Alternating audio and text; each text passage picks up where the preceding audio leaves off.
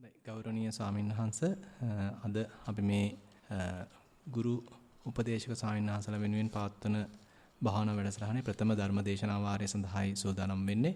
ඒ සඳහා සීලම ස්වාමීන් වහන්සේලා ගිහි පින්වතුන් සමග tempත් වෙලා සාදුකාරයක් පවත්වන්න. නමෝ තස්ස භගවතෝ අරහතෝ සම්මා සම්බුද්දස්ස නමෝ තස්ස භගවතෝ අරහතෝ සම්මා සම්බුද්දස්ස නමෝ තස්ස භගවතෝ අරහතෝ සම්මා සම්බුද්දස්ස පංචහි භික්ඛවේ අංගේහි අනුග්ගහිතා සම්මා දිට්ඨි චේතෝ විමුක්ති ඵලාච හෝති චේතෝ විමුක්ති ඵලානි සංසාච පඤ්ඤා විමුක්ති ඵලාච පඤ්ඤා විමුක්ති ඵලානි සංසාචාති. ගෞරවනීය ස්වාමීන් වහන්සේ ශ්‍රද්ධාවන්ත පින්වත්නි, අපි පුරුද්දක් වශයෙන් නිස්සරණ වනේ පවත්වන සෑම භාවනා වැඩසටහනකදී මේ අනුග්‍රහිත සූත්‍රය පොඩ්ඩක් මතක් කර ගන්නවා. අනුග්‍රහිත සූත්‍රය අන්තර්ගත වෙන්නේ අංගුත්තර නිකායේ පංචක නිපාතයේ. මේ අනුග්‍රහිත සූත්‍රයේදී භාගතුන් වහන්සේ සම්මා දිට්ඨිය හොඳට වර්ධනය කරගන්න සම්මා දිට්ඨියක් චේතෝ විමුක්ති ඵලයක් දක්වා පඤ්ඤා විමුක්ති ඵලයක් දක්වා යන මාර්ගයට අනුග්‍රහ කරන ක්‍රම පහක් උගන්වනවා. එතකොට මේ ක්‍රම පහටම අපි අනුග්‍රහ කරන්න සූදානම් නම් විටින් විට ඒ ක්‍රම පහටම අපි අනුග්‍රහ කරනවා නම් එහෙමනම් අපිට මේ භාගතුන් වහන්සේගේ වචනයට අනුව හිතා ගන්න පුළුවන් අපි අපේ සම්මා දිට්ඨිය හොඳට පිරිසුදු කරගෙන සාර්ථක කරගෙන තව උත්කෘෂ්ඨ කරගෙන ඒ චේතෝ විමුක්තියක් පඤ්ඤා විමුක්තියක් දක්වා යන්න පාර සකස් වෙනවා කියලා. එතකොට මේ අංග පහ මොනවද? දැන් එතකොට අපි සාමාන්‍යයෙන් භාවනාවක් කියලා කිව්වහම අපි හිතන්නේ පරයන්කයක් බැඳගෙන පළඟක් බැඳගෙන වාඩි වෙලා S2 පියාගෙන යම අරමුණට හිත යොදාගෙන ඉඳීමක්. ඒක තමයි අපි සාමාන්‍යයෙන් භාවනාවක් කියලා අපේ ඔළුවේ මැවෙන චිත්‍රය.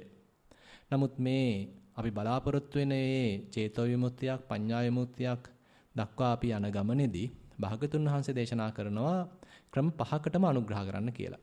එකකින් පමණක් නෙමෙයි. එතකොට එහෙමනම් මේ ක්‍රම පහ ගැනම අපි දැනුවත් වීම ඉතාම වැදගත් වෙනවා. මුල්ම අනුග්‍රහිතයේ වශයෙන් පෙන්වන්නේ අපි අනුග්‍රහ කළ යුතු ආකාරයේ වශයෙන් පෙන්වන්නේ සීල අනුග්‍රහිතය. එතකොට එහෙමනම් අපි සීලෙන් ශක්තිමත් වෙන්න අවශ්‍යයි. අපි තුල හොඳ සීලයක් තියෙනවා නම් අපිට තේරෙනවා නම් අපි දැන් සිල්වත් කියලා. අන්න එතකොට හිතේ ඇති වෙනවා අනවජ්‍ය සුඛයක්.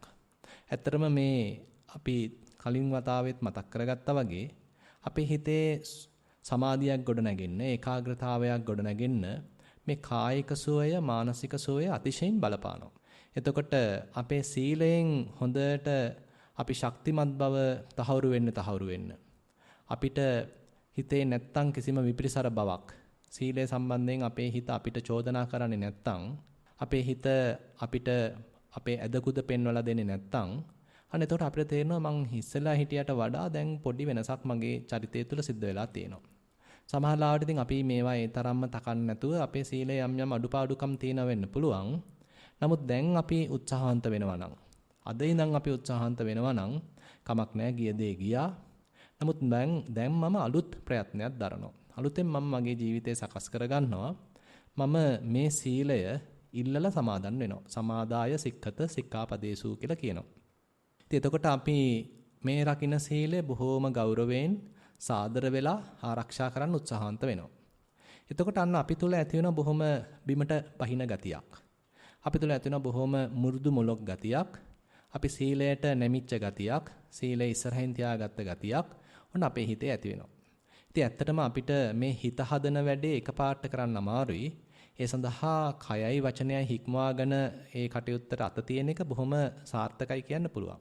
මොකද එතකොට සීලයෙන් යම්කිසි වැටක් බැඳගෙන තමයි අපි හිත හදන වැඩේ කරගෙන යන්නේ. අපි යම් පමණකින් අපේ ඇතුලෙන් එන කෙලෙස් ප්‍රවාහය මේ සීලය නැමැති ආරක්ෂිත වැටට මුවා වෙලා ඒක ප්‍රයෝගී කරගෙන අපි වීතික්‍රමණයක් නොවෙන්න ආරක්ෂා වෙනවා. එතකොට ඔන්න අපේ කය යම් පමණකට හික්මිලා තියෙනවා. වචනේ යම් පමණක හික්මවගෙන තියෙනවා. එහෙමනම් මේ කයයි වචනයයි හික්මවාගත්ත පරිසරයක් තුල බරපතල අකුසල් අපෙන් වෙන්නේ නැහැ. එතකොට අන්න අපේ හිත අපිට චෝදනා කරනවා අඩුයි කියන්න පුළුවන්. නැත්තම් චෝදනා කරන්නේ නැහැ කියන්න පුළුවන්. මම කලින් ගත කරපු ජීවිතයට සාපේක්ෂව දැන් මගේ යම් හික්මීමක් තියෙනවා. යම් සිසිල් වීමක් තියෙනවා. මං කලින් මේවා එච්චර තැකුවේ නැහැ. නමුත් දැන් මේ බුදුරජාණන් වහන්සේට අවනත වෙලා සීලය රකින්න මම උත්සාහන්ත වෙනවා. මේක මේ කාටවත් පේන්න මම සීලවන්තයෙක් කියලා කියන්න තරන උත්සාහයක් නෙමෙයි. මමම බොහොම අවංක වෙලා පුංචි දරුවෙක් වගේ වෙලා බොහොම අහිංසක වෙලා මගේ බුදුහාඳුරෝ කියන සීලය ආරක්ෂා කරන්න උත්සාහන්ත වෙනවා කියලා අලුතෙන් දරන ප්‍රයත්නයක්. එතකොට තියෙනවා ඇතුලෙන් එන අනවජ්‍ය සුඛයක්.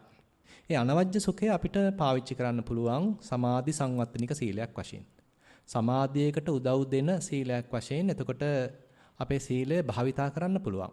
ඒ නිසා බුදුරජාන් වහන්සේ මතක් කරනවා මුලින්ම අනුග්‍රහිතයක් වශයෙන් අනුග්‍රහ කරන කාරණයක් වශයෙන් මේ සීල අනුග්‍රහිතය. ඒ නිසා අපි උත්සාහන්ත වෙමු බොහොම අවංකව මේ දින 7 උත්කෘෂ්ඨම මට්ටමකින් සිල්වත් වෙන්න. හැකි පමණින් සිල්වත් වෙන්න. මේක මේ කාටවත් පෙන්වන්න දඟලන දැඟලිල්ලක් නෙමෙයි. තරන උත්සාහයක් නෙමෙයි අපිටම අපි අවංක වෙලා සිල්වත් වෙන්න දරන යම් ප්‍රයත්නයක්. පුංචි ප්‍රයත්නයක්. සීලය බිඳෙන්න පුළුවන්, කැඩෙන්න පුළුවන්, යම් අඩුපාඩුකම් තියෙන්න පුළුවන්. නමුත් අපේ උත්සාහය අපි අතහරින්නේ නැහැ. අපි උත්සාහන්ත වෙනවා ශක්ති පමණින් සීලය ආරක්ෂා කරන්න. ඊට පස්සේ බුදුරජාණන් වහන්සේ කියනවා සුත අනුග්‍රහිතය. සුතයෙන් අනුග්‍රහ කරන්න කියලා කියනවා. ඒ කියන්නේ බුදුරජාණන් වහන්සේගේ ධර්මයට අහුම්කම් දීලා ඒ ධර්මයේ අඩංගු කාරණා හොඳින් තේරුම් අරගෙන මේ තමන් යන මාර්ගය ඒ ධර්මයට අනුකූලද? ඒ ධර්මය හා සැසඳෙනවද? බුද්ධ වචනය හා සැසඳෙනවද මගේ මේ ප්‍රතිපත්ති මාර්ගය? මේ භාවනා රටාව මේ කරන දේ භාග්‍යතුන් වහන්සේගේ වචනයත් එක්ක සැසඳෙනවද කියලා එහෙනම් අපිට පොඩ්ඩක් විග්‍රහ කරලා බලන්න වෙනවා. එතකොට තේරෙනවා නම් ඔව් භාග්‍යතුන් වහන්සේ මේ විදිහට සූත්‍ර දේශනාවලදී දේශනා කළා තේනවා. මම මේ දරන ප්‍රයත්නය ඒකත් එක්ක හරියටම සැසඳෙනවා.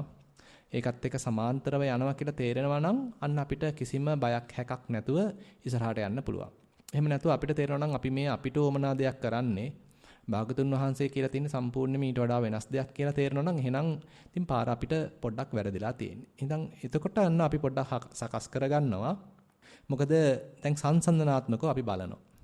ඊටත් එහා ගිහිල්ලා විශේෂයෙන්ම භාවනාවක් කරනකොට අපිට යම් අත්දැකීම් එන්න පටන් ගන්නවා. අපි හිතමු අපේ හිතේ යම් වෙනස්කම් සිද්ධ වෙන්න පටන් ගන්නවා. ඒ සිද්ධ වෙන වෙනස්කම් අපිට යම් සූත්‍ර දේශනාත් එක්ක සසඳන්න පුළුවන් නම් ඒවත් එක්ක ගලපන්න පුළුවන් නම් එතනදී ලොකු සතුටක් දැනෙනවා. මොකද දැන් නිකාං අර මතු පිට දැනුමකින් නෙමෙයි යන්නේ. Tamanටම තේරිච්ච දෙයක් තමයි දැන් ගලපලා බලන්නේ. Tamanටම පොඩි ප්‍රත්‍යක්ෂයක් තියෙනවා. පුංචි ප්‍රත්‍යක්ෂයක් තියෙනවා. මේ විදිහට කරගෙන ගියාම මෙන්න මේ බඳු අත්දැකීමක් ලැබෙනවා. කියලා Taman අත්දැකලා තියෙන්නේ. Taman ප්‍රත්‍යක්ෂ කරගෙන තියෙන්නේ. ඒක මේ ණයට ගත් එකක් නෙමෙයි. කොපි කරගත් එකක් නෙමෙයි. මේක මේ Tamanගේම අත්දැකීමක්. ඒ අත්දැකීම අන්න පොතත් එක්ක සංසන්දනය කරලා බලනවා. ගලපලා බලනවා. එතකොට අන්න පුංචි සතුටක් ඇති වෙනවා. මේ එදා භාගතුන් වහන්සේ සර්වඥතා ඥානයකින් දැකලා යම්කිසි දහමක් දේශනා කළා තියෙනවද? ඒක මේ අද මටත් මේ 21 වෙනි සතවර්ෂයේදීත් ප්‍රත්‍යක්ෂ කරගන්න පුළුවන්. මටත් ඒක පුංචි පමණකින් හෝ සාක්ෂාත් කරගන්න පුළුවන්. අදටත් මේක වළංගුයි කියලා අන්න අපිට ලොකු සතුටක් ඇති වෙනවා. එතකොට මේ දහමේ යෙදෙන්න තව ලොකු ගැම්මක් එනවා. ලොකු තල්ලුවක් එනවා. මොකද මේක ජීවමානයි. මේක මේ අතීතයට විතරක් දැන් හේතු කරන්න අවශ්‍ය නැහැ.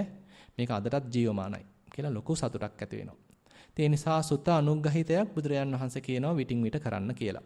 මේ සුතානුග්‍රහිතය ගැන කියද්දි තව එක පොඩි කාරණාවක් මතක් කරගන්න ඕනේ විශේෂයෙන්ම භාවනාව ගැන කියනකොට භාගතුන් වහන්සේ ප්‍රඥාවේ අවස්ථා තුනක් නැත්නම් ප්‍රඥාවේ පැති තුනක් පෙන්නනවා.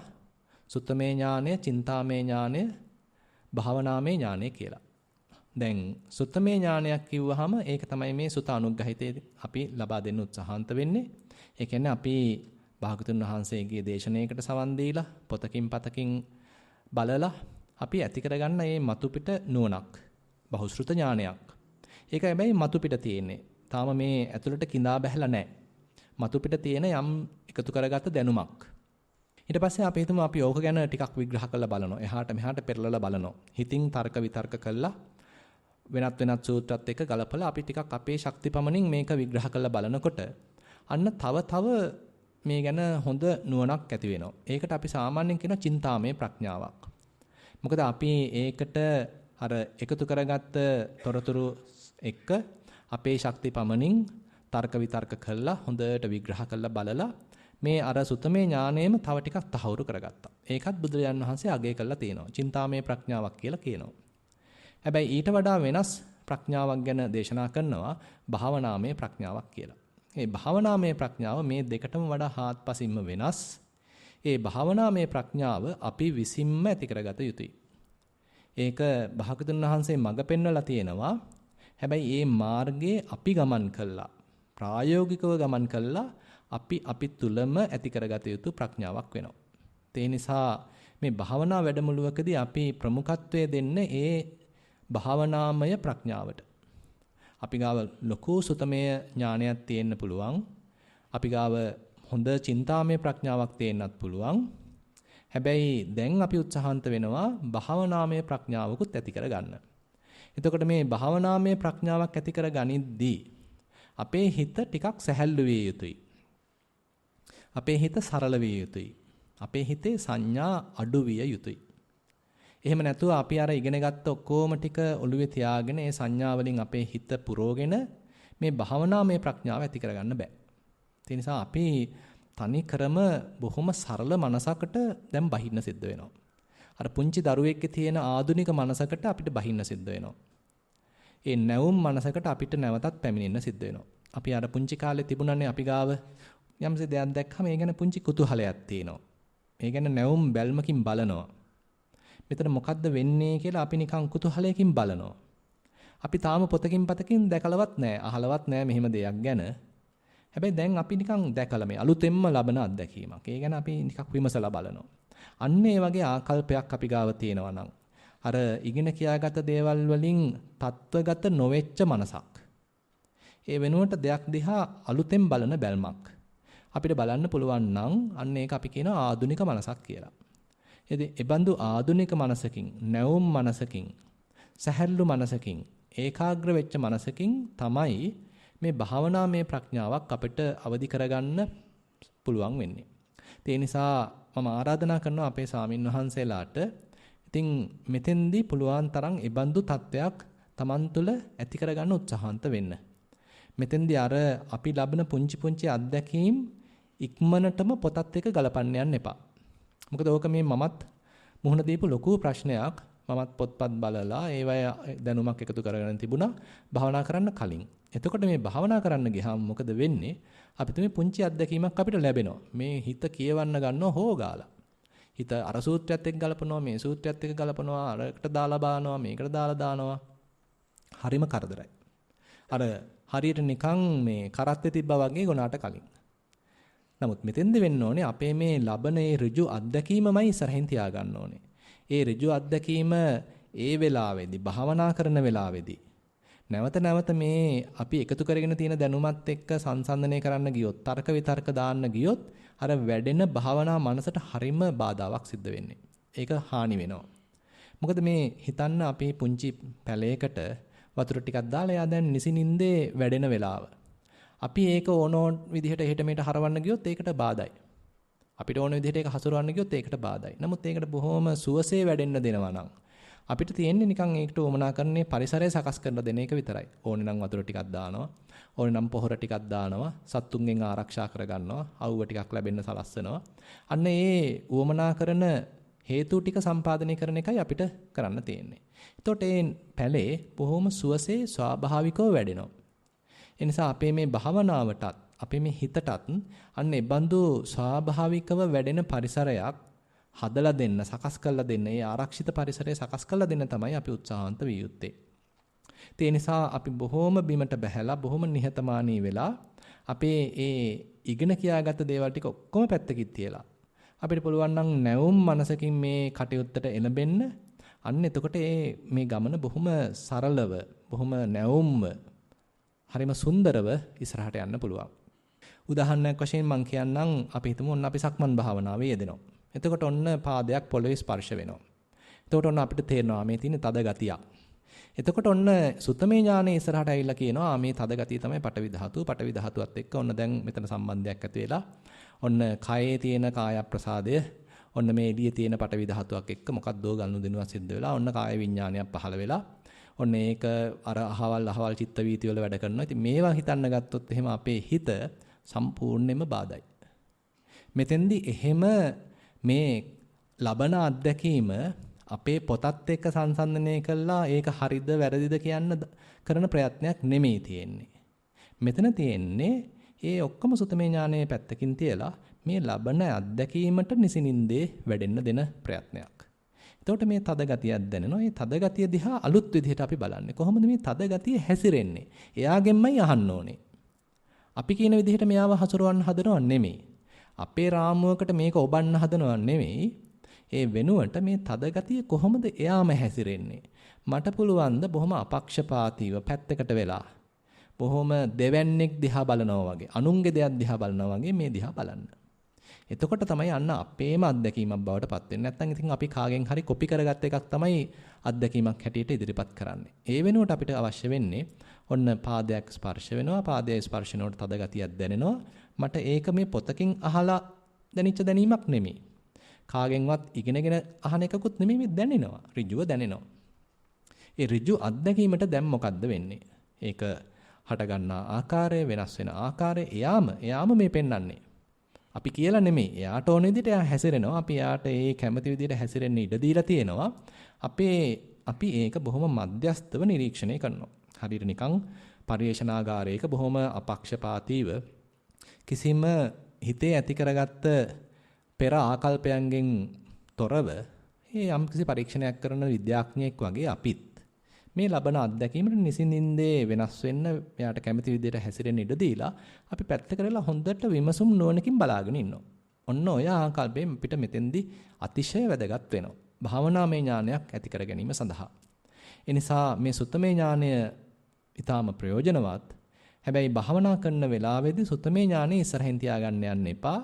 මේ සුවසේ වැඩෙන භාවනාමය ඥාණයට පුළුවන් තරම් ඒ ඉඩ සකස් කරලා දෙන්න. ඒ ඉඩ ප්‍රස්තාව පුළුවන් තරම් සකස් කරලා දෙන්න මේ භාවනාමය ඥාණයට සුවසේ වැඩෙන්න. තමන්ගේ සුතමේ ඥාණයෙන් ඒක ආකීර්ණ කරන්න යන්න එපා. ඒකට බාධා කරන්න යන්න එපා. ඉන්න තමන් මුකුත් දන්නේ නැති කෙනෙක් වගේ. පුංචි දරුවෙක්ගේ මනස ඇති කරගන්න. සැහැල්ලු මනසක් ඇති කරගන්න. ඒ සැහැල්ලු මනසින් බලන්න මේ තමන් දැන් මේ මොහොතේ ලබන අත්දැකීමට මොකද්ද වෙන්නේ. ඊට පස්සේ අපි යනවා බුදුරජාන් වහන්සේ කියන තුන්වෙනි අනුග්‍රහිතයට. එතෙන්දී බුදුරජාන් වහන්සේ කියන්නේ සාකච්ඡා අනුග්‍රහිතය. මොකද අපි මේ කරගෙන යන භාවනා කටයුත්ත අපි යන ගමනක්. තනියෙන් යන පෞද්ගලික ගමනක් මෙතන තියෙන්නේ. පොත්පත්වල තියෙන බව ඇත්ත. භාවනා පොත් ඕන තරම් වර්තමානයේ බහුලව තියෙනවා. නමුත් ඒ හැම එකකම තියෙන අනුන්ගේ අත්දැකීම්. දැන් අපි අපේම අත්දැකීමක් තමයි ඉස්සරහ කරගෙන යන්නේ. ඒතකොට සමහර වෙලාවට ඉතින් මේ අත්දැකීම් ගැන සමහරලාට අපිට තේරෙන්නේ නැහැ. මෙතෙන්දි මම මොන වගේ තීරණයක්ද ගන්න ඕනේ? අපි හිතමු ඔන්න අපේ හිත පොඩ්ඩක් සංසුන් වේගෙන ආවා. හුස්ම රැල්ල සමනේ වුණා. එතකොට යම් සංඥාවන් පේනවා. ඔන්න අපි හිතමු මලගිය කෙනෙක්ව පේනවා. නැත්නම් ලස්සන බුද්ධ රූපයක් පේනවා. ඉතින් එතකොට මම නැගිටලා සාදු කියනවද? එහෙම නැත්නම් මේක නිකන් හුදු සංඥාවක් කියලා අයින් කරනවද? අපි හිතමු ඔන්න අපිට තේරෙන්නේ නැහැ එතෙන්දී ගත යුතු ක්‍රියාමාර්ගය. ඔන්න වගේ තැන්වලදී අපිට සාකච්ඡාවක නියැලෙන එක ඊටාම වැදගත් වෙනවා. මොකද මේ භාවනා කරද්දී අපේ හිතේ පුංචි හරි සැකයක් තියෙනවා නම් මේ ගුරුවරයා සම්බන්ධයෙන් සැකයක් තියෙනවා, භාවනා ක්‍රමයේ සම්බන්ධයෙන් සැකයක් තියෙනවා, මට මේක වැඩෙන්නේ නැහැ කියලා නිකන් ආකල්පයක් තියෙනවා. එහෙමනම් බාධායි. ඒ ඔක්කොම බාධාවන් දුරු කරගෙන හොඳ නිවැරදි ආකල්පයක් ඇති කරගෙන පැහැදිලි මනසක් ඇති කරගෙන අපිට මේ කටයුත්තේ නියැලෙන්න පුළුවන් නම් ඒ තරමට සාර්ථකයි. ඉතින් ඒ වමනා කරන පරිසරය තමයි සාකච්ඡා අනුග්‍රහිතෙන් ලබා දෙන්නේ. අපි බොහොම විවෘතව සාකච්ඡා කරනවා. මට මේ අත්දැකීම් ලැබුණා. එතකොට මම මොකද්ද කරන්නේ? මම මේ කරලා තියෙන දේ හරිද? කියලා අපි තවත් භවනා කරන පිරිසක් එක්ක සාකච්ඡා කරලා බලනවා. අපිට වඩා පියවරක් හරි ඉස්සරහට ගියා කියලා හිතන කෙනෙක් එක්ක අපි පොඩ්ඩක් සාකච්ඡා කරලා බලනවා. එතකොට අන්න යා කියනවා, කල්යාණ අධ්‍යාශයකින් යා කියනවා මේ තැන්වලදී මේ විදිහට පරිස්සම් වෙන්න ඕනේ. මේ පියවර ගන්න ඕනේ කියලා අන්න යම් අත්දැකීමක් එයා මේ හුවමාරු කර ගන්නවා. ඉතින් අන්න ඒක තමයි අපි මේ කමඨහන් සාකච්ඡාවකින් බලාපොරොත්තු වෙන්නේ. එතන ඇත්තටම ලොකු ආනිසංස රැසක් තියෙනවා. දැන් මෙතෙන්දී අපි පොදුවේ තමයි කමඨහන් සුද්ධ කරන්නේ. පෞද්ගලිකව නෙමෙයි පොදුවේ කමඨහන් සුද්ධ කරන්නේ. මොකද අපේ හැමෝටම තියෙන එකම මානව මනසක්. එකම මානව හිතක්. ඉතින් අපි හුඟක් දෙනෙක්ගේ මනස වැඩෙන්නේ එකම රටාවකට. ඒ නිසා එක ස්වාමින් වහන්සේ කෙනෙක්ගේ ප්‍රශ්නයකට විසඳුමක් ලැබෙනකොට තවත් ස්වාමින් වහන්සේලා රැසකගේ ප්‍රශ්න විසඳෙනවා. මොකද මට තියෙන ප්‍රශ්නෙමයි තවත් කෙනෙක් නගන්නේ. සමහරවිට මං ඉන්න හරියමයි එයත් ඉන්නේ. එතකොට එයාට ඔන්න යම් ප්‍රශ්නයක් ඇවිල්ලා. මටත් ඒක ඇවිල්ලා තිබුණේ. මට හැබැයි අපි හිතමු අහන්න තේරුනේ නැහැ. මට ඒක හරියට ඉදිරිපත් කරන්න තේරුනේ නැහැ. හැබැයි වෙනත් කෙනෙක් බොහොම තර්කානුකූලව බොහොම නිවැරදිව මේ ප්‍රශ්නේ නගලා තිබුණා. අන්න එතකොට ඒ අදාළ උත්තරේ ලැබෙනවා. එතකොට අන්න මමත් ඒකෙන් ලොකු ප්‍රයෝජනයක් ලබනවා. ඒ නිසා මේ සාකච්ඡා අනුග්‍රහිතේ ඊටාම වැදගත්. ඒ නිසා අපි උත්සාහන්ත වෙනවා බොහොම විවෘතව අපේ අත්දැකීම් බෙදා හදා ගන්න. ඉතින් ස්වාමින් වහන්සේලාට ඒ තමන්ගේ කමඨහන් වාර්තාවට එතකොට මේ ඉඳගෙන සතිය පිහිටවන්න දරන වෑයමේදී ලබන අත්දැකීම් ටික ඇතුළත් කරන්න පුළුවන්. මේ තමන්ගේම අත්දැකීම්. ඊට පස්සේ සක්මන් භාවනාවේදී තමන් කොහොමද මූල කර්මස්ථානයේ ඉස්සරහින් තියාගත්තේ, කොහොමද උත්සාහවන්ත වුනේ, පැමිණි බාධාවන් තියෙනවා නම් ඒව මොනවද, මේ තමන්ගේම අත්දැකීම් මේකෙත් ලියලා ඉදිරිපත් කරනවා. ඊට අනිකුත් කටයුතු වල නියැලෙනකොට කොහොමද තමන් උත්සාහවන්ත වුනේ මේ සතිය පොඩ්ඩක් ආරක්ෂා කරගන්න. තව පොඩ්ඩක් මේ භාවනාවට සරිලන විදිහට, භාවනාවට රුකුලක් ලැබෙන විදිහට මම එදිනදා කටයුතු වලදී කොහොමද උත්සාහවන්ත වුනේ කියලා අන්න ඒ තමන්ගේ ප්‍රයත්නය, තමන් දරපු ඒ ආකල්පය මෙතෙන්දී ඇතුළත් කරාම අපිට තේරෙනවා උදේ නැගිට වෙලාවේ ඉඳන් රාත්‍රියේ නිින්දට යනකම්ම මම යම් උත්සාහයක් දරලා තිනවා. මේ කාල පරිච්ඡේදය ඇතුළතදී මේ දහම ඇත්තක්ද, අතටත් මේක වළංගුද, කරන්න පුළුවන් වැඩක්ද මේ කියන්නේ කියලා මම උත්සාහයක් දරලා තිනවා. මේක නිකන් මං බැහැර දාලා නැහැ. මම මේ අලුත් ප්‍රයත්නයක් දරලා තිනවා. මේ ක්‍රමය ඇත්ත ක්‍රමයක්ද, මේක නැත්නම් වැරදි ක්‍රමයක්ද? ඉතින් ඒක ක්‍රමේ හරිද වැරදිද කියලා බලන්නත් අපිම කළා බලන්න ඕනේනේ. ඒ නිසා අපි ඔන්න උත්සාහයක් දරනවා. මේක මේ මං කිව්වට පිළිගන්න එපා අපේ ස්වාමින් වහන්සේලා. තමන්ම කළා බලන්න. මේ කියන දේවල් ඇත්තද? මේ කියන ක්‍රම හරිද? මේ කියන ක්‍රම භාගතුන් වහන්සේගේ දේශනාවත් එක්ක ගැලපෙනවද කියලා අන්න අපිම පොඩ්ඩක් අභියෝග කරලා බලනවා. අන්න එතකොට තමයි මේකේ අහු වෙන්න ගන්න. මේකේ සාරය මතු වෙන්න ගන්න. අපි ගාව තියෙන යම්කිසි කුතුහලයක්, සොයනාසුළු බැල්මක්, ਵਿਚාරශීලී බැල්මක් තියෙනවා. එතකොට අන්න මේ ලොකු දහම් සාරයක් අපිට මතු කරගන්න පුළුවන්. එතකොට ඒ තොරතුරු ටික තමයි මගේම අත්දැකීමක් තමයි මම ඒ සාකච්ඡාවට ඉදිරිපත් කරන්නේ. එතකොට අපි ඒවා සාකච්ඡා කරන්න අපි දහමේ ගැඹුරකට යනවා. අනිත් අයත් එක්ක ලොකු දැනුමක් හුවමාරු වෙනවා. මේ දහමේ තියෙන වළංගු භාවය, අදටත් තියෙන ජීවමාන භාවය අපිට තේරෙන්න ගන්නවා. අපි හිතමු අපි තාම ඉන්නේ මුල් පියවරවල. හැබැයි තවත් කෙනෙක් එයාගේම අත්දැකීම් හෙළි කරනකොට අපිට තේරෙනවා මෙයා මේ පොතක් බලලා කියන එකක් නෙමෙයි. එයාගේම අත්දැකීමක්. එයාට ආපු ප්‍රශ්නයක් මේ ඉදිරිපත් කරන්නේ. එයා ඔන්න භාවනාවක් වඩලා තියෙනවා. අන්නතර Tamanටත් තේරෙනවා මේක අදටත් මේ මනුස්සයා කළානේ. මේක මේ පොතක් බලලා කියනව නෙමෙයිනේ. මෙයා මේ යමක් කරලා තියෙන. ඉතින් අදටත් අපිටත් පුළුවන්. ඉතින් එයාට පුළුවන් නම් ඇයි මට බැරි කියලා අන්න ආකල්පයක් ඇති වෙන්න පුළුවන්. මේ ස්වාමීන් වහන්සේලා දන්නවා ඇති. එක්තරා අවස්ථාවකදී ආනන්ද ස්වාමීන් වහන්සේ වඩිනවා භික්ෂුණී ආරාමයට. ඒ වැඩලා ඒ භික්ෂුණියකට කියනවා මේ මානං නිසාය මානං පහතබ්බෝ. මේ මානෙ මුල් කරගෙනම මානෙ දුරු කරන්න පුළුවන්. මානෙ උපයෝගී කරගෙන මානෙ දුරු කරන්න පුළුවන්. ඒකට දෙන උපමාවක් තමයි ඒ කාලේ ඉතින් එක විහාරස්ථානයක එක සේනාසනයක භික්ෂුන් වහන්සේ නමක් රහත් වුණා කියලා ඔන්න ආරංචියක් එනවලු. ඉතින් එතකොට දැන් මේ අද කාලේ නම් ඉතින් එහෙම් මෙහෙන් රහත් වෙනවා කියලා ආරංචි එනවා. ඉතින් ඒකසේ වෙතත් අපි තුමු එදා ඉතින් සැබෑවටම රහත් වුණා කියලා ඔන්න ආරංචියක් ඇවිල්ලා. ඉතින් එතකොට මේ වෙනත් සේනාසනයක ඉන්න විහාරස්ථානයක ඉන්න ස්වාමීන් වහන්සේ මේ කල්පනා කරනවලු. ඉතින් සමහරලාවට මේ තමන් එක්ක එකට උපසම්පදා වෙච්ච කෙනෙක්. තමන්ගේ එකම ගමේ කෙනෙක්. නැත්නම් තමන් හඳුනන කෙනෙක්. ඉතින් එතකොට ඒ ස්වාමීන් වහන්සේ කල්පනා කරනවලු ඉතින් ඒ ආයුෂ්මතුන්ට පුළුවන් නම් මේ මට්ටමටපත් වෙන්න ඇයි මට බැරි කියලා කල්පනා කරලා ඒ බඳු මානෙ මුල් කරගෙන උන්වහන්සේ උත්සාහයක් දරනවලු. ඉතින් ඒ නිසා මේ බඳු ක්‍රම දහමේ සඳහන් වෙනවා. ඉතින් ඒ නිසා අපිටත් ඒ ක්‍රම වුණත් කමක් නැහැ. එතකොට වෙනත් කෙනෙක් මේ දහම ප්‍රගුණ කළා යම්කිසි ප්‍රත්‍යක්ෂයක් ලැබලා පුංචි හරි අත්දැකීමක් කියනකොට ඉදිරිපත් කරනකොට අපිටත් ඉතින් ඒකෙන් ආදර්ශයක් ලැබෙනවා. මේ සාන්නහන්සේ උත්සාහයක් දරලා තිනවා, අවංකව භාවනා කරලා තිනවා. අදටත් මේ ක්‍රම ජීවමානයි. එහෙනම් මමත් උත්සාහ කළ යුතුයි කියලා අපිට තුල ලොකු ගැම්මක් ඇති වෙනවා.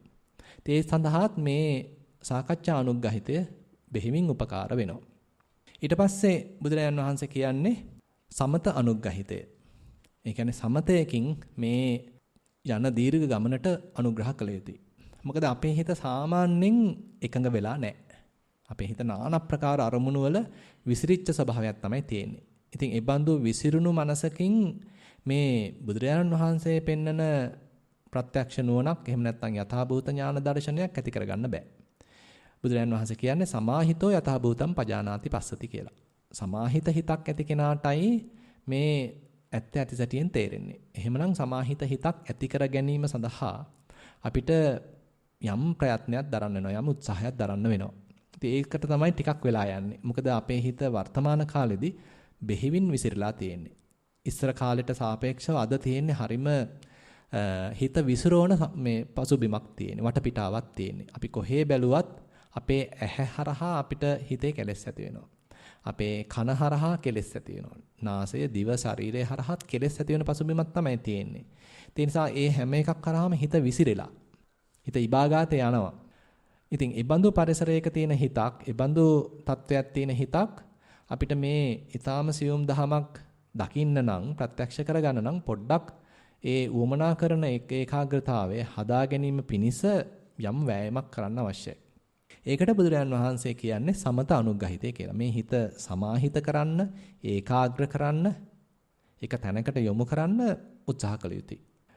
නිකන් සරල උපමාවකින් කියනවා නම් දැන් අපි හිතමු හතර අතේ විහිදිලා තියෙනකොට මේ සූර්යාලෝකය මේකෙන් ලොකු වැඩක් ගන්න අමාරුයි. නමුත් අපි මේක හොඳට එක තැනකට ඒකාග්‍ර කරලා ගත්තොත් මේකෙන් ලොකු ප්‍රයෝජනයක් ගත හැකියි. අන්න ඒ වගේ අපේ මනසත් අපිට හිතන්න පුළුවන් මේ චිත්ත ශක්තිය හැමතැනම නිකන් කිසිම රටාවකට නැතුව, කිසි පිළිවෙලකට නැතුව ඔහේ එහෙට මෙහෙට යන ගතියක් තියෙන්නේ. නමුත් යම් යම් ක්‍රමෝපායන් පාවිච්චි කළා අපිට පුළුවන් මේක ඒකාග්‍ර කරන්න, සමාහිත කරන්න, සමාධිමත් කරන්න පුළුවන්. අන්නේ සමාධිමත් කිරීම තමයි මේ සමත අනුග්‍රහිතයකින් බුදුරජාණන් වහන්සේ පෙන්ලා දෙන්නේ. ඊට පස්සේ අවසාන වශයෙන් පෙන්වන්නේ විපස්සනා අනුග්‍රහිතය. ඒ කියන්නේ විපස්සනාවකින්, ප්‍රඥාවකින් ඔන්න දැන් තව තෙදවත් කළ යුතුයි මේ අපි යන ගමන. ඒ කියන්නේ හිතේ සමාධිමත් බවක් ඇති කරගෙන ඒ සමාධිය උපයෝගී කරගන්නවා අන්න ප්‍රඥාව දියුණු කිරීම සඳහා. මේ බුදුරජාණන් වහන්සේ පෙන්වන ප්‍රඥාව. දැන් අද ලෝකේ নানা ප්‍රකාර විෂයන් පැත්තෙන් නැත්නම් ලෞකික විෂයන් පැත්තෙන් ලොකු දැනුමක් තියෙනවා. නමුත් මේ බුදුරජාණන් වහන්සේ පෙන්වන්නේ ඒ අපි දන්න ලෞකික විෂයන් සම්බන්ධ දැනුමක් නෙමෙයි. මේ පෙන්වන්නේ මේ ඇත්ත ඇතිසැටියෙන් දැක ගැනීමේ නුවණක්. ඒ නුවණ එතකොට දියුණු කරගන්න නම් අන්න ඒ සමාහිත බවක් අත්‍යවශ්‍ය වෙනවා. ඒ සමාහිත බවක් පදනම් කරගෙන තමයි ඉතින් අපි විපස්සනාවකට පිවිසෙන්න බලන්නේ. හැබැයි ඉතින් මෙතනින් අදහස් වෙන්නේ මේ හැම එකක්ම ක්‍රමානුකූලව අර පිළිවෙලට ඉස්සෙල්ලා 100%ක් සීලය පිරිසිදු කරගන්න ඕනේ. ඊළඟට 100%ක් අපි ඔන්න සුතය වර්ධනය කරගන්න ඕනේ. ඊළඟට 100%ක් සාකච්ඡා කරන්න ඕනේ. එහෙම එකක් නැහැ. මෙතන පුළුවන් විදිහට ටික ටික තමයි කරගෙන යන්නේ. එතකොට සීලය අපි හිතමු ඔන්න සුතයට උපකාර වෙනවා, ප්‍රඥාවකට උපකාර වෙනවා, සමාධියකට උපකාර වෙනවා. ආයිත් ඒක සීලය දියුණු කරගන්න උපකාර වෙනවා, ප්‍රඥාව සීලයට උපකාර වෙනවා, සීලය ප්‍රඥාවට උපකාර වෙනවා. මේ වගේ මේ අපි දියුණු කරන ගුණධම් අතර අන්‍යෝන්‍ය ප්‍රත්‍ය සම්බන්ධයක් තියෙනවා. එතකොට එකක් අනෙකට උපකාර කරන ස්වභාවයක් තියෙනවා. ඒ නිසා අපි වැරදියට වටහා ගත යුතු නෑ අපි අනිවාර්යයෙන්ම සීලෙන් පරිපූර්ණ විය යුතුයි සමාධියක් දියුණු කරන්න කියලා. සමාධිය පරිපූර්ණ විය යුතුයි විපස්සනාවක් කිරීම සඳහා කියලා. මේ හැම එකකම එකකිනෙකට උපකාර කරන ගතියක් තියෙනවා. යම් පමණකින් සමාධිය දියුණු කරගත්තට පස්සේ අපිට විපස්සනාව සඳහා යම් උත්සාහයක් දැරිය හැකියි. ඒ දරන ප්‍රයත්නය හරහා ඔන්න යම් ප්‍රමාණයක් අපේ සමාධියත් වර්ධනය වෙනවා. අපේ නුවණ දියුණු වෙනකොට අපේ සීලයත් අපිට තේරෙනවා මේ තැන්වල තාම ඇදපළුදු තියෙනවා කියලා. එතකොට අපි සීලයත් තව පිරිසුදු කරගන්නවා. අන්න ඒ වගේ සීලය සමාධියට ප්‍රයෝජනවත් වෙනවා. සමාධිය ප්‍රඥාවට ප්‍රයෝජනවත් වෙනවා. ආයිත් ප්‍රඥාව සීලයට ප්‍රයෝජනවත් වෙනවා. උපකාර කරනවා. මෙන්න මේ වගේ එකිනෙකට ප්‍රත්‍ය සම්බන්ධයක් මේවැය තියෙනවා. ඉතින් මේ කරුණු ටික විශේෂයෙන් මම මතක් කළේ අපි එතකොට මේ භාවනා වැඩසටහනේදී මේ ක්‍රම පහටම අනුග්‍රහ කරන්න උත්සාහන්ත වෙනවා. අපි අපේ සීලය පුළුවන් තරම් පිරිසුදු ආරක්ෂා කරන්න උත්සාහන්ත වෙනවා. ඒ වගේම සුත අනුග්‍රහිතයක් මේ ධර්ම දේශනාවක් අනුසාරයෙන් අපි ඇති කරගන්නවා. ඒකත් විශේෂයෙන්ම භාවනාව එල්ල කරගෙනයි අපි කරන්නේ. එතකොට අපිට භාවනාවට අදාළ කරුණු ටිකක් එකතු වෙනවා. එතකොට ඒ සුතමේ ඥාණයෙන් අපිට පුළුවන් අපේ කරන භාවනාවට යම් රුකුලක් ලබා ගන්න. ඊට පස්සේ අපි අපේ අත්දැකීම් sannivedanaya කරනවා සාකච්ඡා අනුග්‍රහිතයකදී. ඊට පස්සේ අපි අපේ හිත තව ටිකක් ඒකාග්‍ර කරගන්න, සමාහිත කරගන්න ඇතැම් වෙලාවට අපි සමත භාවනාවක යෙදෙනවා. ඊට පස්සේ එකඟ වෙච්ච හිත පාවිච්චි කළා අපි නුවණක් ප්‍රඥාවක් දිනු කරගන්න උත්සාහන්ත වෙනවා. එතකොට මෙන්න මේ ක්‍රම පහටම බුදුරජාණන් වහන්සේ කියනවා යම්කිසි කෙනෙක් යම් යෝගාවචරයෙක් යම් භික්ෂුන් වහන්සේ නමක් අනුග්‍රහ කරනවා නම් පංචහි භික්ඛවේ අංගේහි අනුග්‍රහිතා සම්මාදිට්ඨි චේතෝ විමුක්ති ඵලාච හෝති චේතෝ විමුක්ති ඵලානි සංසාචාති. කියන්නේ චේතෝ විමුක්තියක් ඒ බඳු අනුග්‍රහ කිරීම පහක් තුලින් ළඟා කරගන්න පුළුවන්. ඒ බඳු ආනිසංසයක් දක්වා අරගෙන යන්න පුළුවන්. ඒ වගේමයි පඤ්ඤා විමුක්ති ඵලාච පඤ්ඤා විමුක්ති ඵලානි සංසාච. ඒතර ප්‍රඥා විමුක්තියක් දක්වා ප්‍රඥා විමුක්තිය ආනිසංස කරගත්ත වටපිටාවක් හැදෙනවා, සකස් වෙනවා. මේ විදිහට ක්‍රම පහකට අපි අනුග්‍රහ කරනවා නම්. එතකොට අපි විටින් විට සීලය ගැන ටිකක් විපරම් කරලා සීලය ශක්තිමත් කරගන්නවා. ඇතැම් වෙලාවට අපි බණ ටිකක් අහලා අපි අපේ සුතමේ ඥානය වර්ධනය කරගන්නවා. ඊළඟට අපි සාකච්ඡාවක නිරත වෙනවා. අපේ තියෙන සැක සංකා දුරු කරගන්නවා. හොඳට පැහැදිලි මනසකින් ධෛර්ය සම්පන්නව ඊළඟට තවදුරටත් භාවනාවේ නියැලෙනවා. ඊට පස්සේ අපි හිත එකඟ කරගන්න උත්සාහන්ත වෙනවා. ඊට පස්සේ එකඟ වෙච්ච මනසෙන් ප්‍රඥාව දිනු කරගන්න විපස්සනාවක් වඩා ගන්න උත්සාහන්ත වෙනවා. දැන් මේ කරුණු ටික මුළු භාවනා වැඩසටහනටම අදාළ වෙනවා. මේ ක්‍රම පහටම අපි අනුග්‍රහ කරන්න උත්සාහන්ත වෙමු. ඊළඟට මේ භාවනා වැඩසටහනේදී අපි විශේෂයෙන්ම සතිපට්ඨානයේ මුල් කරගෙන තමයි ඉස්සරහට යන්න බලාපොරොත්තු වෙන්නේ. එතකොට සතිපට්ඨානයට ඇයි අපි වැදගත්කමක් දෙන්නේ, ඇයි මුල් තැනක් දෙන්නේ කියන කාරණය පොඩ්ඩක් අපිට එහෙමනම් තේරුම් බේරුම් කරගන්න වෙනවා. ඉතින් ඒකත් මම හිතුවා සූත්‍ර දේශනාවක් අනුසාරයෙන්ම පොඩ්ඩක් විස්තර කරන්න. එක්තරා අවස්ථාවකදී උන්නාභ කියලා බ්‍රාහ්මණ පඬිවරයෙක් බුදුරජාණන් වහන්සේව ගිහිල්ලා හම්බ වෙනවා. ඉතින් හම්බ වෙලා එතුමා තමන් කරපු එක්තරා ගවේෂණයක නිකන් හරියට අර මේ වාර්තාව ඉදිරිපත් කරනවා වගේ බුදුරජාණන් වහන්සේට හෙළි කරනවා. මොකද්ද එතුමා කළා තියෙන ගවේෂණය, පරිශ්‍රණය මොකද්ද? එතුමා කියනවා මේ ඇහෙන් රූප බලන්න පුළුවන්. හැබැයි ඇහැට බෑ සද්ද අහන්න. ඇහැට බෑ ගඳ සුවඳ බලන්න. ඇහැට බෑ මේ රස දැනගන්න. ඇහැට බෑ ස්පර්ශයන් ලබන්න. ඇහැට බෑ මේ ඒ අනිකුත් දේවල් කරන්න. හැබැයි ඇහැට පුළුවන් රූප බලන්න.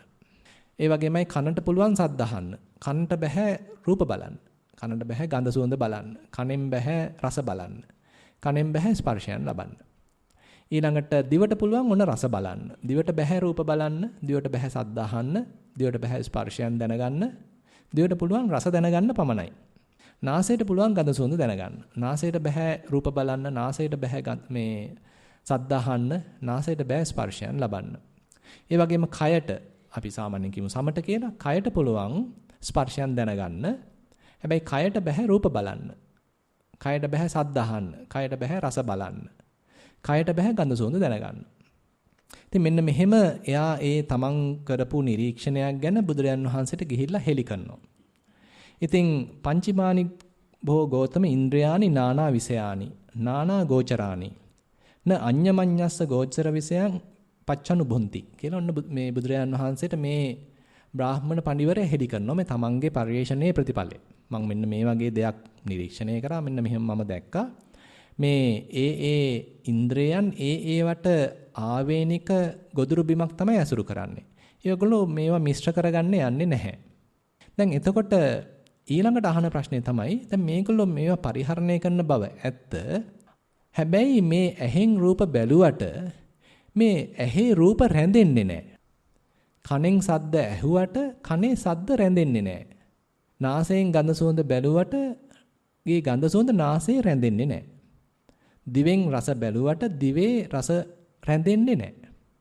කයෙන් ස්පර්ශ ලැබුවට දැනගත්තට කයේ ඒව රැඳෙන්නේ නැහැ. කවුද මේව අන්තිමට ගිහිල්ලා භුක්ති විඳින්නේ? ඔන්න අහන ප්‍රශ්නේ. ඉතින් එතකොට දැන් මේ ප්‍රශ්නේ දැන් කෙලින්ම බුදුරජාණන් වහන්සේගෙන් අහන්න. එයාට මේකට උත්තරයක් ලැබිලා නැහැ. දැන් ඒක තමයි බුදුරජාණන් වහන්සේට යොමු කරන ප්‍රශ්නය. ඔන්න බුදුරජාණන් වහන්සේ දෙන පිළිතුර. පංචන්නං ඉන්ද්‍රියාණං නානා විසයාණං නානා ගෝචරාණං න අඤ්ඤමඤ්ඤස්ස ගෝචර විසයන් පච්චනුබොන්තානං මනෝ පටිසරණං මනෝවතේසං ගෝචර විසයන් පච්චනුබොන්තිති. ඔන්න දැන් බුදුහාමුදුරු උත්තරයක් දෙනවා. බ්‍රාහමණය මේ විදිහට ඉන්ද්‍රයන් පහක් තියෙනවා. ඒගොල්ලෝ ඒ විශේෂේත්‍රය තමයි පරිහරණය කරන්නේ. ඒවා මාරු කරගන්නේ නැහැ. හැබැයි මේගොල්ලන්ව අනුභව කරන්නේ භුක්ති විඳින්නේ මනස. මනසේ තමයි අර අරමුණු ගිහිල්ලා යම් පමණක් තැම්පත් වෙන්නේ. දැන් මේ කාරණේ අපිට වාසියටද හිටලා තියෙන්නේ අවාසියටද? සාවිනාසල මොකද හිතන්නේ? දැන් අපි ඇහෙන් රූප බලනවා. පුළුවන් තරම් දැන් අපි රූප බලනවානේ. දැන් මේ කාලේ හරි පහසුවෙන් රූප බලන්න පුළුවන්. බොත්තමත් අද කරව ගමන් ලෝකේ ඈත තියෙන ඔක්කොම රූප ටික අපිට බලා ගන්න පුළුවන්. මේ ටික එකක්වත් ඇහි රැඳෙන්නේ නැහැ. හැබැයි මනසේ ගිහිල්ලා යම් පමණකට තැම්පත් වෙනවා. ඉතින් අපි ඉස්සර කාලේ නම් යමක් බලන්න ඉතින් සෑහෙන දුර යන්න ඕනේ, ඈත යන්න ඕනේ. දැන් අපේ ගෙදර ඉඳගෙනම පන්සලේ ඉඳගෙනම ඕන දෙයක් බලා ගන්න පුළුවන්. ඉතින් මේ බලන දේවල් හරහා අපේ හිත පිරිසුදු වෙනවද, කිලිට වෙනවද? හිතේ සංඥා අඩු වෙනවද, සංඥා වැඩි වෙනවද? වැඩි වෙනවා. අපේ හිත එන්න කිලිට වෙනවා. ඊළඟට අපිට පුළුවන් කනෙන් සද්ද අහන්න. දැන් ඉස්සර නම් මොකක් හරි සද්දයක් අහන්න වුණාම ඉතින් අපි තුමු වටපිටේ ගෙවල් වල ග්‍රැමෆෝන් එකක් තමයි තියුනේ නේද අතීතේ. දැන් ඉතින් එහෙම දෙයක් නැහැ. මේ යන ගමනුත් සද්ද අහනවා. යන ගමනුත් සින්දු අහනවා. දැන් ওই බස්වල එහෙම යනකොට කනේ ගහගෙන ඉතින් එහෙමත් සින්දු අහනවා. එච්චරට මේක දැන් බහුල වෙලා ලාභ වෙලා. ඉතින් මේ හරහා කනේ හැබැයි මේ එකක්වත් රැඳෙන්නේ නැහැ. අර උන්නාව බ්‍රාහ්මණතුමා කියන්නේ ඒකයි. මේ එකක්වත් කනේ රැඳෙන්නේ නැහැ. බුදුහාමුදුරුත් කියනවා ඒක ඇත්ත තමයි කියලා. හැබැයි කොහෙද රැඳෙන්නේ? මේවෙන් ගිහිල්ලා මොකද හිතට වෙන්නේ? මනසට තමයි මේ ඔක්කොම ගිහිල්ලා තැම්පත් වෙන්නේ. යම් ප්‍රමාණයක්. ඒ තැම්පත් වෙන ප්‍රමාණයත් වැඩියෙන්ම කෙලස් දනවන කොටස තමයි තැම්පත් වෙන්නේ. ඒ කියන්නේ අපි හිතමු යම් කිසි අපි රූපයක් බැලුවාම අපි බලන්නෙම අපේ හිතේ වැඩියෙන්ම කෙලස් දනවන ටික තමයි අපි ඌමනාවෙන්ම බලන්නේ. ඒ ටිකම තමයි ගිහිල්ලා හැතුලේ තැම්පත් වෙන්නේ. ඊළඟට අපි කනෙන් සද්ද අහනකොටත් අපේ හිත වැඩියෙන්ම ඇදිලා ගිය සද්දේ. අපි තුමු ගායිකයෙක් වේවා, ගායිකාවක් වේවා අපි කැමැතිම ටික ඔන්න අපේ හිතේ තැම්පත් කරගන්නවා. ගන්ධ සුවඳ බලද්දිත් ඒ විදිහටමයි. අපි නාසයෙන් ආග්‍රහණයක් කරද්දී ඒ අපි කැමැතිම ටික වැඩියෙන්ම කෙලස් ඇවිස්සිච්ච කොටස තමයි අපි ගිහිල්ලා තැම්පත් වෙන්නේ. දිවෙන් රස බලනකොටත් ඒ කෙලස් දනවන කොටස ඔන්න ගිහිල්ලා තැම්පත් වෙලා. කයෙන් ස්පර්ශයක් ලබනකොටත් ඒ ස්පර්ශයන් ගැනත් ඒ වගේම කතන්දරයක් තියෙනවා. ඉතින් අපි පුංචි කාලේ ඉඳන් අපි මේ කටයුත්ත හිතලා බැලුවොත් ඔන්න පුංචි කාලේ මේ අරමුණු අඩුද වැඩිද? අරමුණු අඩුයි. මොකද තාම එච්චර නැහැනේ. තාම මේ පටන් ගත්තා විතරයි. ඔන්න ඉතින් අපි පොඩ අරමුණු ටික දාගන්නවා. ඔන්න දැන් 5 ශ්‍රේණියට එනකොට තව ටිකක් අරමුණු තියෙනවා. 10ට වගේ එනකොට තවත් අරමුණු තියෙනවා. ඔන්න අවුරුදු 20 විතර එනකොට තවත් අරමුණු. 25 එනකොට තවත් අරමුණු. 30 40 50 60 70 එනකොට දැන් උතුරනවා. නේද? ඒ තරමටම දැන් ඔන්න ආකීර්ණ වෙච්ච මනසක්. බොහොම ව්‍යාකූල වෙච්ච මනසක්. ඉතින් මෙන්න මේ වගේ පරිසරයක් තමයි දැන් අද වටපිටාව හරහා විශේෂයෙන්ම ඉස්සරහට අරන් තියෙන්නේ. තොරතුරු තාක්ෂණය හරහා පුළුවන් තරම් ඔන්න තොරතුරු දාලා ඉතින් අපේ මනස හරිම ව්‍යාකූල වෙලා තියෙන්නේ. ඉතින් දැන් ප්‍රශ්නයක් එනවා. ඉතින් මේ බඳු ව්‍යාකූල මනසකුත් හදන්න පුළුවන්ද? දැන් මේ බුදුරජාන් වහන්සේ උත්තර දුන්නට පස්සේ දැන් මේ මනෝවතේසං ගෝචර විසයන් පච්චනුභෝතීති කියලා දැන් මේ උත්තරේ දුන්නට පස්සේ සමහර විට මේ අපිට ආපු ප්‍රශ්නයම උන්නාභ බ්‍රාහ්මණ පඬිවරයාටත් ඇවිල්ලාද කොහෙද? උන්නාභ බ්‍රාහ්මණ පඬිතුමා පෙරලා ප්‍රශ්නයක් අහනවා. එතුමා අහනවා මනස්ස පන භෝගෝතම කිම් පටිසරණන්ති. දැන් මෙන්න මෙහෙම මනසක් තියෙනවා. මේ මනසට තියෙන පිළිසරණ මොකද්ද? අපිට තේරෙනවා දැන් මෙච්චර මේ ඔද්දල් වෙච්ච මනසක් තියෙන්නේ මේකටත් පිළිසරණක් තියෙනවද පිහිටක් තියෙනවද? එතකොට අන්න බුදුරජාන් වහන්සේ ඊටාම වටිනා පිළිතුරක් දෙනවා අපිට මේ වැඩමුළුවට අදාළ. බුදුරජාන් වහන්සේ කියනවා මනස්සකෝ බ්‍රාහ්මන සතිපටිසරණන්ති. එහෙමනම් අපි මේ දියුණු කරන සතිය තමයි බුදුරජාන් වහන්සේ කියන්නේ මේ මනසට තියෙන පිළිසරණ. එහෙමනම් අපි මේ වඩන සතිපට්ඨානය එපමණකට ප්‍රබලයි. එච්චරට ව්‍යාකූල වෙච්ච මනසක්, එච්චරට ආකූල වෙච්ච මනසක්, එච්චරට කෙලෙසිච්ච මනසක් පිරිසුදු කරන්න හැකියාව එහෙමනම් මෙන්න මේ සතියට තියෙනවා. එහෙමනම් මෙන්න මේ සතිපට්ඨානයට තියෙනවා. ඉතින් ඒකයි බුදුරජාන් වහන්සේ සතිපට්ඨානය හඳුන්වා දෙද්දිත් කියන්නේ ඒකායනෝ අයම් භික්ඛවේ මග්ගෝ සත්තානං විසුද්ධිය.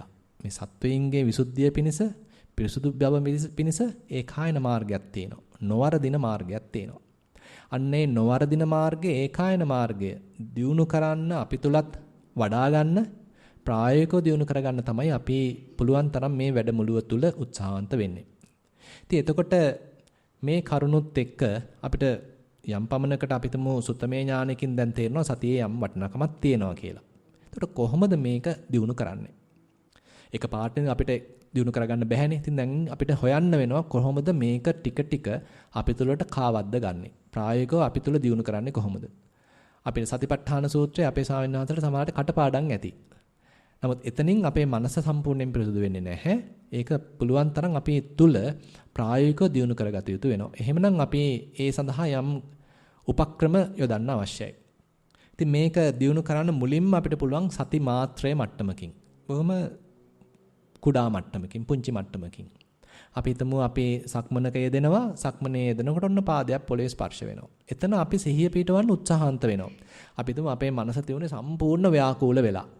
අතීතයේ ඔස්සේ යනවා, අනාගතයේ ඔස්සේ යනවා. එක මොහොතක්වත් නිකන් නැහැ.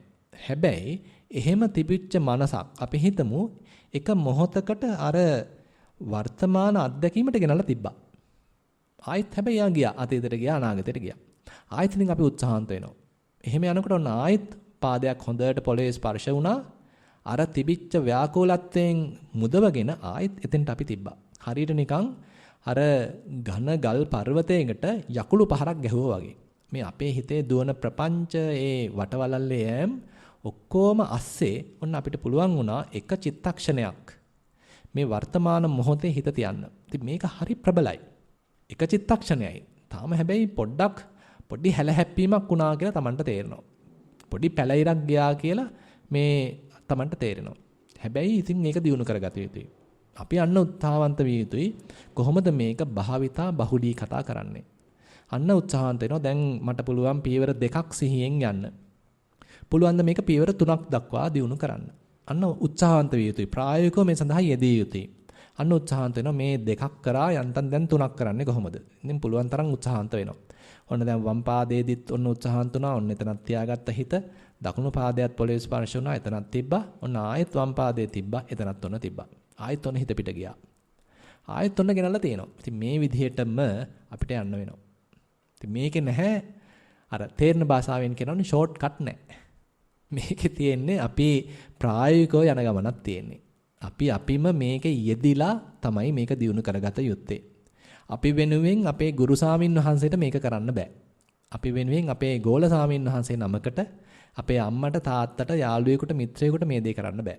අපිම කරගත යුතුයි. අපි මේ දේ කරගත්තොත් අපිටමයි. ඒ නිසායි අපි උත්සාහන්ත විය යුත්තේ මේ සති මාත්‍රය ඔන්න අපි හඳුන්ලා දුන්නා. දැන් ඔන්න සක්මන් භාවනාවේදී ඔන්න චිත්තක්ෂණ වශයෙන්, ක්ෂණ මාත්‍ර වශයෙන් ඔන්න අපි හඳුනගත්තා. මේ තැනදී මට සිහිය පිහිටුණා. මේ තැනදීත් ඔන්න සිහිය පිහිටියා. කෙනෙක් හඳුනගත්තා. ඊට පස්සේ ඔන්න අපි පරයන්කට ඇවිල්ලා වාඩි වුණා. පරයන්කට ඇවිල්ලා වාඩි වුණාම ඔන්න එතනත් ඔන්න පොඩ්ඩක් තේරෙනවා. දැන් ඉස්සෙල්ලා තරම් හිත එහෙම දුවන්නේ නැහැ. පොඩ්ඩක් ඔන්න පිම්බීමක හිත තියාගෙන ඉන්න පුළුවන්. හැකිලීමක හිත තියාගෙන ඉන්න පුළුවන්. නැත්තම් හුස්ම රැල්ලක හිත තියාගෙන ඉන්න පුළුවන්. ආශ්වාසයක හිත තියාගෙන ඉන්න පුළුවන්. ප්‍රශ්වාසයක හිත තියාගෙන ඉන්න පුළුවන්. ආයෙත් හිත පිට දුවනවා. ඒක ස්වාභාවිකයි. ඒ නිසා මේ හිත පිට දුවනවා කියන එක ස්වාභාවිකයි කියලා තේරුම් ගන්නයි තියෙන්නේ. අපි හුඟක් වෙලාවට අපි ලොකු රාමුවක් හිතේ ඇඳ ගන්නවා. මේ හිත හිටිය යුතුයි අනිවාර්යයෙන්ම මෙන්න මේ විදිහට. එහෙම ඉන්නේ නැහැ. අනිවාර්යෙන් හිත දුවනවා කියන එක කාටත් පොදු ලකුණක්. ඒ බඳු හිතක් තමයි අපි මේ උපක්‍රමශීලීව මේ බුදුරජාණන් වහන්සේ පෙන්නපු ඒ විශිෂ්ට ක්‍රම පාවිච්චි කළා පොඩ හදාගෙන එන්නේ. පොඩ දියුණු කරගෙන එන්නේ. පොඩ හික්මවගෙන එන්නේ. ඉතින් එතකොට පොඩ මේක වැඩෙනවා. Tamanටම තේරෙනවා. ඒකයි මම කලිනුත් මතක් කරේ. උදාහරණයක් වශයෙන් සක්මන් භාවනාවේදී මුල් දවසේ අපි හිතමු අපේ ස්වාමීන් වහන්සේලාට පුළුවන් වුණේ පියවර 5යි යන්න. කමක් නැහැ. ඔන්න ඊළඟ දවසේ බලන්න Taman අවංකව මේ වැඩේ කළා නම් ඒ දවසේ අවසන් වෙනකොට පියවර 10ක් කරගන්න පුළුවන් වෙයි. Taman උත්සාහන්ත වුණොත් මේක කළ හැකි. Tamanටම තේරෙයි ඊයේ පුළුවන් වුණේ මට පියවර 5යි සිහියෙන් යන්න. නමුත් අද මට දවස අවසන් වෙනකොට පියවර 10ක් කරගන්න පුළුවන් වෙලා. අනිද්දා වෙනකොට පියවර 15ක් ඔන්න සිහියෙන් යන්න පුළුවන්. අපි හිතමු වැඩසටහන අවසන් වෙනකොට මේ කොනේ ඉඳන් එහා කොනට යනකම්ම අඛණ්ඩව සිහියෙන් යන්න පුළුවන්. මේක කරන්න පුළුවන්. මොකද මේ බැරි දෙයක් නෙමෙයි බුදුහාඳුරෝ කියලා තියෙන්නේ. කළ හැකි දෙයක් කියලා තියෙන්නේ. ඉතින් මේ විදිහට අපි මේ සති මාත්‍රය එහෙමනම් හඳුනා ගන්නවා. එතකොට මේ හරහා අපි කරන්නේ මොකද්ද? මේ කය පාවිච්චි කරනවා වර්තමානයට නැත්නම් මේ මොහොතට පච්චුප්පන්නයට හිත ගන්න. ඒ මොකද මේ කයට බෑ අතීතයේ ජීවත් වෙන්න. කයට බෑ අනාගතයේ ජීවත් වෙන්න. කය තනිකර මේ වර්තමානයේ ලැබෙන හේතුන් මත යැපෙන දෙයක්. කය තියෙන්නේ මොහොතක් පාසා මේ වර්තමාන මොහොතේ. ඉතින් ඒ කයේ තියෙන ඒ ස්වභාවය අපි පාවිච්චි කරනවා හිතත් වර්තමානයට ගැනීම සඳහා උපක්‍රමයක් වශයෙන්. කය තියෙනවා වර්තමානයේ කයේ යම් යම් ක්‍රියාදාමයන් සිද්ධ වෙනවා. ඒකම පාවිච්චි කරනවා හිතටත් වර්තමානයට පැමිණීම පිණිස. හැබැයි ඉතින් අපි එතනින් නතර වෙන්නේ නැහැ. තවින් එහාට යනවා. හැබැයි මූලික පියවරක් වශයෙන් අපි කය පාවිච්චි කරනවා හැකිතාක් මේ වර්තමානයට හිත ගන්න. ඉතින් මේකට කය පමණක් නෙමෙයි. අපි හිතමු ඕනනම් සද්ද ඇහෙනවා. සමහරවිට අපි හිතනවා මේ භවනා කරද්දී සද්ද කියන එක හරි බාධාවක් කියලා. නමුත් මේ සද්ද ඇහෙන්නේ අතීතයේද අනාගතයේද? සද්ද ඇහෙන්නේත් වර්තමානයේ. අතීතයේත් නෙමෙයි අනාගතයේත් නෙමෙයි. සද්ද තියෙන්නේත් වර්තමානයේ. අපිට පුළුවන් නම් මේ අනිත් කෙනාට ඒ සද්ද ඇති කරන කෙනාට බනින්නේ නැතුව මේ වෙලාවේදී පොඩ්ඩක් නිකන් විවෘතව ඉන්න. ඔන්න ඇහෙන සද්ද මේ වෙලාවේදී ඔන්න තේරුම් ගන්න පුළුවන්. එතකොට අපේ හිත වර්තමානයේ අහන සද්ද එක ඉන්නවා නම් හිත තියෙන්නේ අතීතයේද අනාගතයේද? හිත තියෙන්නේත් වර්තමානයේ. ඒ නිසා මේ සද්ද වලට ඇහුම්කන් දීම හරහා අපිට පුළුවන් හිත වර්තමානයට ගන්න. දැන් උදාහරණයක් වශයෙන් මේ මෙතන තියෙන මේ පාත්‍රයට සද්දයක් නාදයක් මේ යොමු කරාම ඒකේ පිළිරැව් දෙන ගතියක් තියෙනවා. ඉතින් අපි ඒකට හොඳට සවන් දීගෙන හිටියානම් ඒක කෙමින් මැකීගෙන පුංචි වේගෙන යනවා. අඩු වේගෙන යනවා. අන්තිමට නිශ්ශබ්ද වෙනවා. ඉතින් අපිට හොඳට ඒකට කන තියාගෙන හිටියානම් හොඳට අපේ හිත තැම්පත් වෙනවා. අන්න ඒ වගේ මේ සද්ද උනත් ප්‍රයෝගී කරගන්න පුළුවන්. ඒ වගේම මේ කයේ තියෙන වේදනාවන් ඒකත් ප්‍රයෝගී කරගන්න පුළුවන්. පස්සේ හොඳට අපේ සතිය දියුණු වෙලා ආවට පස්සේ හිතේම මතුවෙන දේවලුත් ප්‍රයෝගී කරගන්න පුළුවන්. ඒ නිසා බුදුරජාන් වහන්සේ මේ සතිය දියුණු කරගන්න පැති ප්‍රදේශ ගණනාවක් ඉදිරිපත් කරනවා. කායානුපස්සනා පැත්තක් පෙන්ලා දෙනවා. වේදනාවක් ඉස්සරහට අරගෙන ඒක ඉදිරිපත් කරගන්නවා, පාවිච්චි කරනවා. ඊළඟට හිතේම මතුවෙන ස්වභාවයන් පාවිච්චි කරනවා. ඒ වගේම හිතේම මතුවෙන ධර්මතාවයනුත් යොදා ගන්නවා. ඒතර කායානුපස්සනාවක්, වේදනානුපස්සනාවක්, චිත්තානුපස්සනාවක්, ධම්මානුපස්සනාවක් මේ ක්‍රමපයන් හතරක් දක්වා පාවිච්චි කළා මේ සතිය දියුණු කරගන්න බුදුරජාන් වහන්සේ මඟ පෙන්වලා තියෙනවා. ඉතින් අපි මේ යන ගමනට පොඩි දැන් වර්තමාන කාලේ තියෙන දේවල් ආශ්‍රය කරගෙන පොඩි තව උපකාර අරගන්නවා. උදාහරණයක් වශයෙන් දැන් අපේ ස්වාමීන් වහන්සේලා අහලා ඇති SMS. දැන් SMS කියන එකට අපිට අලුත් අර්ථකථනයක් දෙන්න පුළුවන්. slowly mindfully silently කියලා. අපි මේ කරන දේවල් ටිකක් හිමින් කරනවා. අපි කලබලේ කරන්නේ නැහැ. වෙනදට නම් අපි ඔහේ එහාට මෙහාට නොසලකිල්ලෙන් කලබලේ කරනවා. ඒ වෙනුවට අපි ටිකක් දැන් හිමින් කරනවා. ඊළඟට නිකන් ආවට ගියාට මේ කරනවා වෙනුවට ටිකක් සතිමත්ව කරනවා. mindfully කියලා දාලා තියෙනවා. ඊළඟට අපි සද්ද කර කරනවා වෙනුවට ටිකක් නිශ්ශබ්දව කරනවා. ඔන්න ඔය SMS කියන සංකල්පය විශේෂයෙන්ම අපේ ලොකු ස්වාමීන් වහන්සේ මේ සතිපාසලේදී හඳුන්වලා දීලා තියෙනවා. පුංචි දරුවෙකුට හඳුන්වලා දෙනවා පුළුවන් ද බබාට SMS විදිහට කටයුතු කරන්න.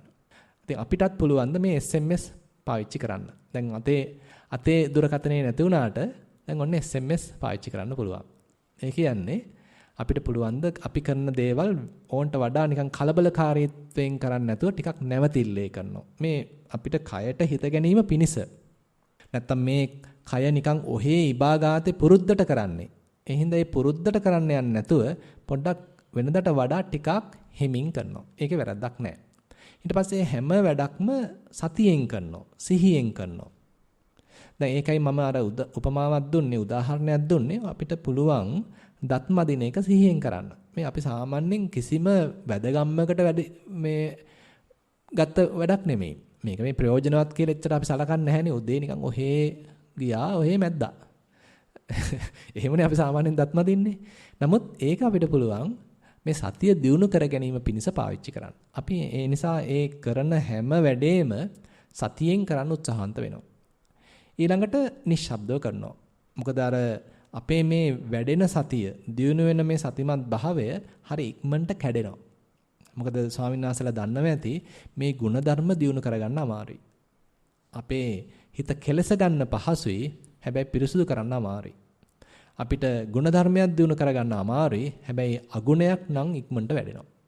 ඒ නිසා ඒ බඳු තත්ත්වයක් තියෙන නිසා අපි ටිකක් පරිස්සමේ නිශ්ශබ්දව මේ කටයුත්ත යෙදෙනවා. අනිත් කෙනෙකුටත් බාධාවක් වෙන්නේ නැහැ. එතකොට අපි තුල තියෙන සතියත් අර අනවශ්‍ය සද්ද ඇති කරන්න ගිහිල්ලා අනවශ්‍ය කතාවලට පැටලිලා හානි කරගන්නේ නැහැ. අපි ටිකක් මේ නිශ්ශබ්දව කටයුතු කරනවා. ඊළඟට තවත් මේකට පුළුවන් මෙනෙහි කිරීම පාවිච්චි කරන්න. ඒ කියන්නේ දැන් මුලදී හිත පිට යනවා. අතීතයට යනවා, අනාගතයට යනවා. හිත කිසිම කියන දෙයක් අහන්නේ නැහැ. ඒ නිසා දැන් මේ මොහොතේ වෙන දෙයට ඔන්න වචනයක් එකතු කරනවා. හුස්මක් ගන්නවා ආශ්වාසයක් නම් සිද්ධ වෙන්නේ ඔන්න ආශ්වාසයක් කියලා මෙනෙහි කරනවා. ප්‍රශ්වාසයක් නම් මේ වෙලාවේදී අත්දකින්නේ ප්‍රශ්වාසයක් කියලා ඒකට වචනෙකුත් එකතු කරනවා.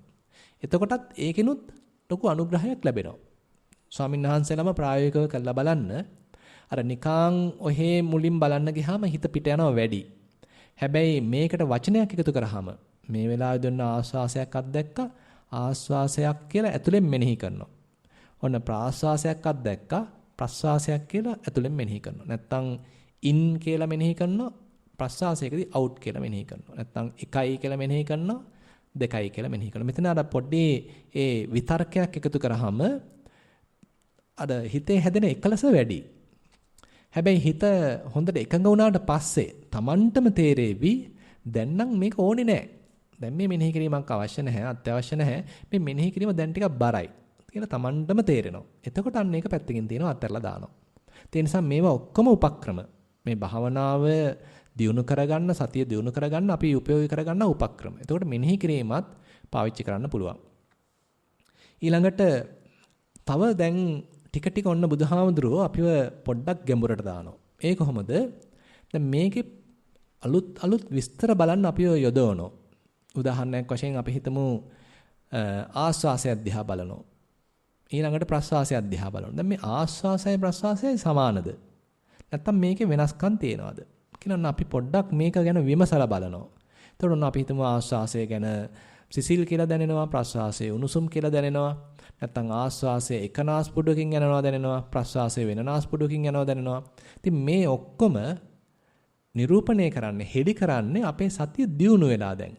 ටිකක් දියුණු වෙලා. එයාට දැන් අර හුස්ම රැල්ල බඳු බොහොම සියුම් අරමුණක තියෙන සියුම් වෙනස්කම් පවා දැක ගැනීමේ ශක්තියක් දියුණු වෙලා. අන්න ඒකට තමයි මේ උතකට හුස්ම රැල්ල කියන මේ අතිශය සියුම් අරමුණ අපි පාවිච්චි කරන්නේ. අපි සාමාන්‍යයෙන් කියන සම්පජඤ්ඤය කියලා. ඒතකොට සතියට සම්පජඤ්ඤය එකතු කරලා දෙනවා. දැන් අන්න ගමන තව වෙන පැත්තකින් තව දියුණු වෙනවා. සතිය තමයි පටන් ගත්තේ. හැබැයි ඒකට ඔන්න සම්පජඤ්ඤය එකතු වෙලා. දැන් ඔන්න හුස්ම රැල්ල දිගට දැනෙනවා, හුස්ම රැල්ල කෙටිව දැනෙනවා. ඉතින් මේ වගේ දේවල් හරහා අපි හොඳට මේ අරමුණට බැහැ ගන්නවා. දැන් සතියේ තියෙන එක ලක්ෂණයක් තමයි අපිලාපන ලක්ෂණය කියලා කියන්නේ. අපිලාපන ලක්ෂණ. ඒ කියන්නේ අපේ හිතේ සතිය නැත්තම් අපි ඉන්නේ මතු පිට. අරමුණු වල නිකන් ඔහේ මතු පිටින් යන්නේ. ගැඹුරක් දකින්නේ නැහැ. එකම අරමුණකවත් ගැඹුරට යන්නේ නැහැ. නිකන් හැම එකම උඩින් අත ගන්න ගතියක් තියෙන්නේ. හැබැයි හොඳට සතිමත් හිතක් ඒ අරමුණේ ගැඹුර දකින්න. එතන පැන නගින අරමුණේ ගැඹුරකට යන ගතියක්. හොඳට ඒ අරමුණ තුල කිඳා බහින ගතියක් තියෙනවා. අපිලාපන ලක්ෂණයක් තියෙනවා. ඒ වගේමයි හොඳට මේ අරමුණත් එක්ක මුහුණට මුහුණලා ඉන්න ගතියක් තියෙනවා. හොඳට සතිය දිනු වෙලා නම් අපිට පුළුවන් මේ අරමුණත් එක්ක මුහුණට මුහුණලා ඉන්න. දැන් අපිට පුළුවන් මේ අරමුණ දිහා එක්කෝ මේ දැන් අරමුණ මේ පැත්තෙන් තියලා මෙහෙම බැලුවොත් එච්චර මුහුණට මුහුණලා ගතියක් නැහැ. මෙහෙම තියලා බැලුවත් මුහුණට මුහුණලා නැහැ. මේ හොඳට මේ විදිහට තියලා බැලුවොත් මුහුණට මුහුණලා ඉන්නවා. අන්න ඒ වගේ හොඳට මේක දියුණු කරන්න අපිටම ක්‍රම සහ විදි අහු වෙනවා. කොහොමද මේ අරමුණට මුහුණට මුහුණලා ඉන්නේ? කොහොමද ආස්වාසයත් එක්ක මුහුණට මුහුණලා ඉන්නේ? කොහොමද පිම්බීමක් හැකිලීමක් එක්ක මුහුණට මුහුණලා ඉන්නේ? කොහොමද මේ පාදයේ ස්පර්ශයක් එක්ක මුහුණට මුහුණලා ඉන්නේ? මේවා Tamanටම තේරෙන්න ගන්නවා. කොහොමද මේ පැත්තෙන් බලනවා නෙමෙයි මම 100% මුළු හදින්ම ඒ මොහොතේ ඒ සිද්ධ වෙන මොහොතේ මම එතනම ඉන්නවා. අන්න Tamanට ක්‍රම අහුවෙලා මේ ටික සකස් වෙලා එනවා. ඊළඟට දැන් අරමුණේ ඒ විදිහට ඉන්නවා නම් ඒ කියන්නේ සතිය පිහිටලා. දැන් හිත අතීතයට දුවන්නෙත් නැහැ, අනාගතයට දුවන්නෙත් නැහැ. දැන් ඔන්න සතිය හොඳට පිහිටලා තියෙනවා. සතිය දැන් අරමුණත් එක්කම තියෙනවා. හරියට නිකන් ඒකත් එක්ක හරියටම හේතු වෙලා තියෙන්නේ දැන්. ඒකත් එක්කම යන ගතියක්. පාදයක් ස්පර්ශ වෙනවා අපිත් එතන ගානට.